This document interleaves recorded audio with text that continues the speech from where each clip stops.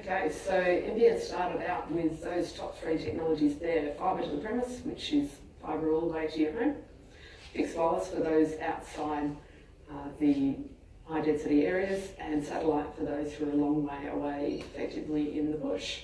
Now, over time and a variety of different decisions and changes of government and changes of leadership, we wound up with the multi-technology mix, which also includes fibre to the basement, fibre to the node, and HFC. Now, those bottom three technologies really make use of some of the infrastructure that was already in the field. We already had the old Telstra copper, which had been laid many, many years ago for regular phone lines. And there's the Telstra or Foxtel cable, that's the HFC, that's also out there in the network. And a lot of us have not just Foxtel, but internet services over that today. So the multi-technology mix a few years ago looked like this: 6 different technologies, plenty of complexity in there, but ultimately all of them aiming to produce the same level of high service to households that we connect. One of the obstacles we encountered was fibre to the premise. That looks pretty straightforward, and on paper is the simplest one of our technologies.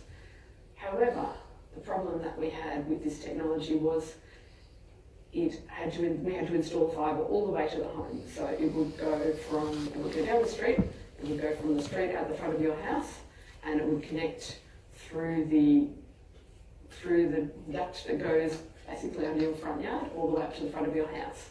Now, that duct or that little pipe had been installed many years ago when they put the Telstra copper line in. However, in many cases, maybe we couldn't find the duct, maybe the duct was blocked, so we couldn't use it.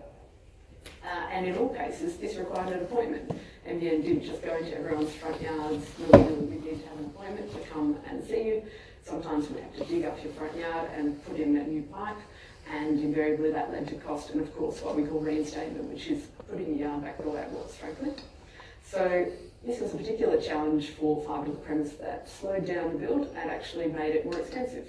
Everything that takes more time like that is more cost, and every single visit to your home adds time and money. Usually it's subcontractors doing the job, so every single visit incurred an extra cost. One technology that didn't have this challenge was fibre to the node. That yellow copper line there you can see is already in place. That's been in the ground for probably 50 years. And the node would be located somewhere down the street, maybe around the corner, and they would connect all of the old copper lines into this node and put the fibre in the back to provide connectivity. So this is actually quite a workable solution. A lot of homes are connected this way, but again, it required a lot of work to cut over all of the copper lines and connect them to the node. So when there were these problems encountered with fibre to the premise installs that were incurring a lot of time and money, we drew the conclusion that that last portion of the install between the street and your house was actually proving most problematic. All of these other thousands of kilometres of fibre actually weren't causing problems in the install. The complexity came in close to your house. So we thought, what if we had the node, if we had a small node that we put in the ground and closer to your house, then we wouldn't have to provide power to the node as we do now. We wouldn't have to cut over hundreds of homes at the same time. And when there's a relatively short length of copper going to your house, it doesn't really matter if it's an old piece of copper, because the length itself means that it's not much of a problem for quality. It's perfectly capable of delivering the speeds that we need. So that was a really good idea. And if it was an assignment or a case study on paper, you'd just get started right then looking at your technology solution. Simple. But in the business world, we had to think about a lot of things. We had to look at whether it was going to be worth completing this. Once we'd gone through all of the development process, the build might be finished. It might be too late to implement this alternative solution. So the way that we go about it in the, what I like to call the inconvenient real world. Scoping the project. What are we trying to achieve? What does success look like? At the end, what do we really want? Do we just want a different version of the node that we have now? Because that will be complex and difficult to implement. We'll have to look at suppliers again. We'll have to train the workforce again. We'll have to work with the councils because we have to place the nodes on the street corner. There's all sorts of complexity involved in the actual physical real world. What do we want to achieve here? We needed to identify a project sponsor. In the CTO team, it's really great for us to have good ideas, but ultimately someone in the executive has to agree that this is something we should do. And if we need any funding, they need to provide the funding and agree to implement it once we've devised a solution. So we don't implement solutions all the way out into the field. We define the solutions to a certain point, and then we really hand them to the engineering and operations team to go live.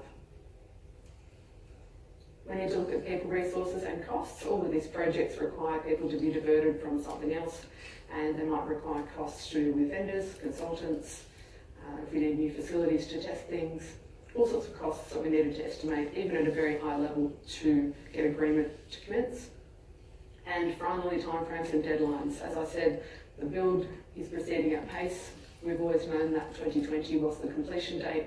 If it would take us 5 years to implement the solution, then there would be no way to implement it because the build will be completed. So that's really essential to define success. If we produce a great technical solution, but there's no time for it to be applied anywhere, then in a business sense, we've really just wasted our money. So we had a look at a device that existed overseas which had some similar characteristics, and we started talking to the vendors about what we could try to do that would fit our needs. And looked at the business case for the overall solution. If the devices were going to cost us $1,000 each, and then it would cost money to install them, that would probably be a bad solution because it would be more expensive than the problem we were trying to solve in the first place. So all of these things have to be considered before we move forward.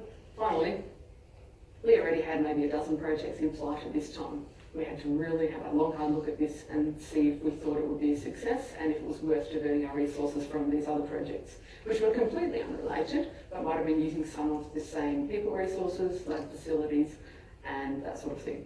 So all of these things have to be discussed up front before we agree to move forward. As I said, I'm usually the person who organises this to occur. Basically, putting the scope down on paper, we have to get the right approval from management, even if it's one single page of scope. What are we trying to do? When are we trying to do it by? What will the benefits be? What do we think it will cost? And what do we think the priority is in the grand scheme of things? Some of the challenges that we faced, again, not a simple engineering problem as yet, we have to go and look at the challenges. Not sure if it would meet our technical requirements. Quite frankly, we weren't sure if we could source or design a device that would do what we needed it to do, not just functioning on its own, but working with our network as it should. If it didn't work in with our network appropriately, doesn't matter how great it is in isolation, we can't use it. Looking at the pits, the Telstra pits, I'm sure you've walked over many of the pit lids and not thought about it twice. All of those pits have equipment in them. Some of them have a lot of mud in them, some of them have snakes in them, some of them have spiders in them. Occasionally they have bees and bees' nests in them. Basically, whatever you throw into the pit needs to be waterproof, mud-proof, needs to be able to sit there in the sludge for a good period of time and still work. Here's what the pits look like. They're not very glamorous. They're kind of a little bit slimy. That one's actually not too bad. Some of them are filled up with water. Another challenge is if the device is not being provided with mains power like the fibre to the node cabinet was, it needs to be provided power some other way.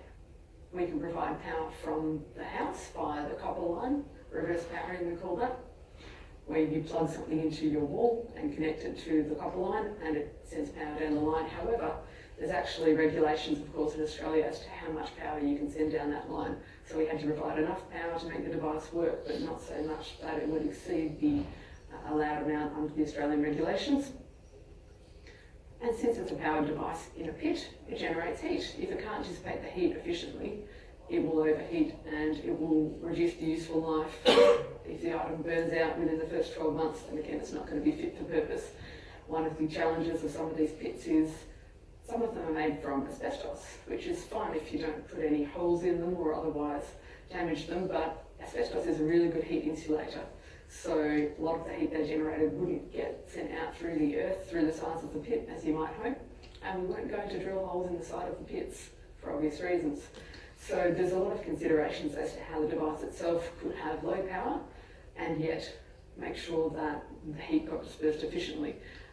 Along the way, there were many devices and they all had different kinds of fins on them to try and increase the surface area and get rid of the heat. So this was another challenge that we had. We ultimately gave some of the vendors some sample pits, I'll call them, some of those big plastic pits, and they took them back to Europe on the plane and got some great questions and customers in immigration about what they were doing with pits. And some of them put them in very large sand pits with heat lamps on them to try and simulate the rugged Australian environment, which was fantastic.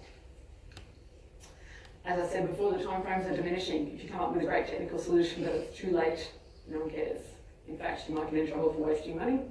So we had to provide a useful solution, a workable, tested solution, quickly, or not at all. Some more of the complexities are working with the vendors. We have all sorts of companies that are really great at manufacturing equipment and working with us to iterate through different cycles of evolving the product. However, due to the commercial side of things, we have to be careful as far as how we engage, who we engage, and whether we're treating them equitably. So legal and commercial have to get involved. We need non-disclosure agreements. We need to talk about intellectual property. Who owns the intellectual property if we jointly develop a solution? What happens afterwards? Is there a minimum volume that we're going to purchase? Are we promising anyone that we'll purchase a certain number? And what is the plan for timeframes? We even get into the discussions about what volumes we might purchase when, because that's also relevant for procurement. We need to make sure that each company we deal with gets the same communications. Sometimes we wound up having 2 meetings sequentially with each vendor where we went over exactly the same agenda and exactly the same points, because it's a very strict requirement that we're treating everyone fairly in this sort of situation. This is prior to any RFPs or actual contractual engagements.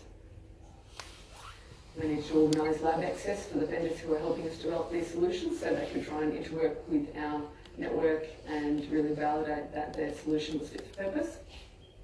We had to put them in heat chambers to test their thermal factors and make sure that they would meet the warranty requirement and wouldn't overheat and burn themselves out in 4 or 5 years, which would be shorter than our requirement. We needed to review our cost models. Some of these vendors are happy to do work up front without charging money, but they have a upfront NRE, non-refundable engineering cost, which is associated with the initial development of a product. So there are different models for charging that back to us. We had to consider all of these possible cost models, including where they rolled them into the purchase price of the first volume order. Finally, the actual proof of concept development and field testing, we went from studies on paper to development of prototypes to 3D printed cases, the actual unit, which was about so big, and finally putting them out in the field and trying to test them in a real life environment, which requires a great deal of cooperation from operations and a lot of IT support to see if these items were actually going to work. Ultimately, here is a GPU distribution point unit. This was the final outcome of all of that activity.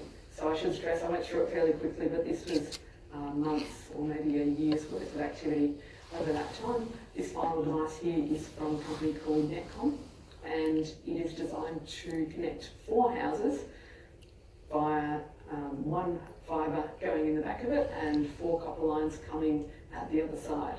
Now this device is quite clever because it would sit quietly in the pit until the moment that one of those 4 houses plugged in their reverse power unit and the hardware at their end and turned it on, in which case it would send power down to this device, which would initialise itself for the first time.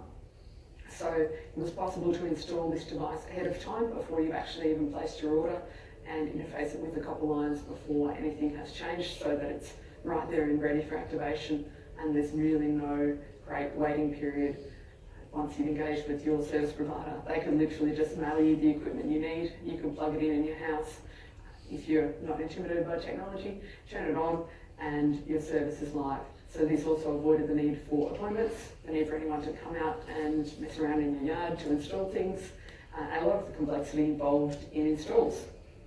So here is one actually being installed in the field, which is way more exciting than it looks in that picture there. The outcome is that there was an initial trial prior to full production launch in Melbourne, here in Coburg. It was launched in March, and as of July we had 10,000 connections. The customer satisfaction on the install has been very high. compared to in other technologies where there are issues and they have to make repeated appointments, and obviously no one's happy to take time out of work and to have to be at home.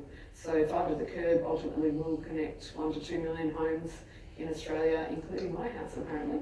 And so it's capable of delivering great speeds without all of the complexity of those installs that I spoke about earlier, where there are impediments to getting a service up and running quickly.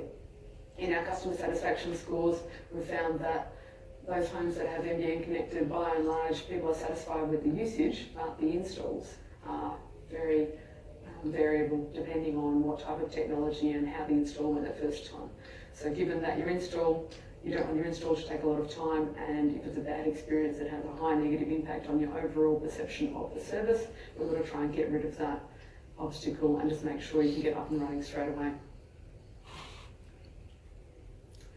So in conclusion, the lessons really I'd like to give you here, apart from the fact that the real world is complex, which you probably already know by now, technical skills are really, really important, and we have a lot of very sharp technical experts at NBN, and we don't employ them unless they are very good at what they do and have a lot of experience. However, you need broader skills to be successful in the industry. As I've outlined, any technology project might be self-contained in theory, but in practice it exists within the context of the business needs and various constraints. If you can't meet those constraints, including the financial constraints of how much it will cost to implement a solution at scale, you won't be successful at all. From my side of things, the project management provides the structure and the mechanism to drive this activity. If we don't sit down at the beginning and define what our scope is and what we're looking to achieve in the end, then we won't honestly know when we're complete. We might still be tinkering about in the lab trying to perfect the solution. Believe you me, it's easy to do for the technically inclined folks to get excited about possibilities and try and finesse the project. The outcome might have been a solution that was 1% faster, but it might have taken a couple more years, and that's exactly the sort of thing we don't want to be doing. We want to achieve the most prudent outcome with the time and the money that we have. And finally, working in a team with diverse perspectives like this gets the best results. When we were in the stage of literally brainstorming solutions and our vendors were 3D printing different cases to bring us, the fact that we had a lot of different perspectives in the room was very valuable. Some people in the room were suggesting that we devise a really clever bracket to install the device in the side of the pit, but then the voice of reason from operations said, when you're not looking, the operations people will just throw it in the pit. So let's just assume everyone will throw it in the pit and we'll start from there. Even if people install it with the best of intentions, if it gets jostled by another tech who's accessing something else in the pit, guess what, it winds up in the mud anyway.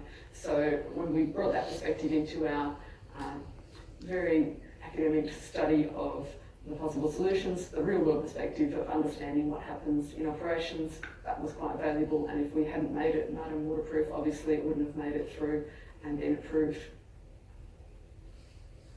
So at that point, does anyone